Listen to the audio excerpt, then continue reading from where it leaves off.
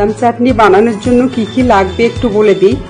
Peanut মানে চীনাবাদাম, গ্রাম ডাল মানে ছোলার ডাল, আদা হাফ চামচ মানে পেস্ট, একটা লেবুর রস, দুটো কাঁচা লঙ্কা, লবণ, একটা শুকনো লঙ্কা, হাফ চা চামচ সরিষা, কারি পাতা, তেল।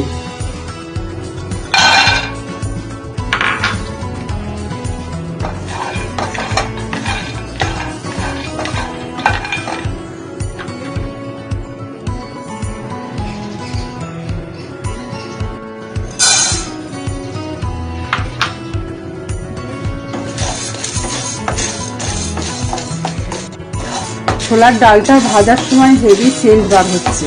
আচ্ছা এই বলি, ছোলার ডালের বদলে ভাজা ছোলাও আপনারা হাফ বাটি নিতে পারেন অথবা ছাতু নিতে পারেন।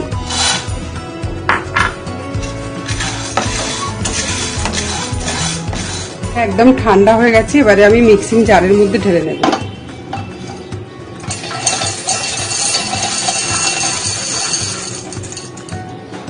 আমার ছোলার ডালটা শুকনো অবস্থায় আমি একবার কিন্তু গুঁড়িয়ে নিলাম। এবার এর মধ্যে এই কাঁচা লঙ্কা দেব,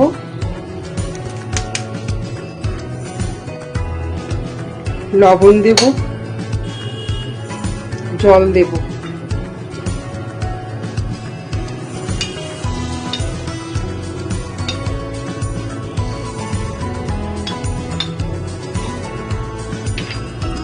রসটা দিয়ে দেব। আদা ছিল না, ওই জন্য আমি আদার পেস্টই হাফ চামচ দিয়ে দিলাম।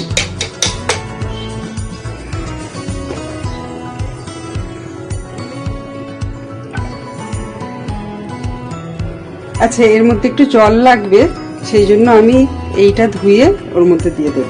মিক্সির বাটিটা ধুয়েই আমি দিয়ে দিচ্ছি, একটু জল লাগবে এতে।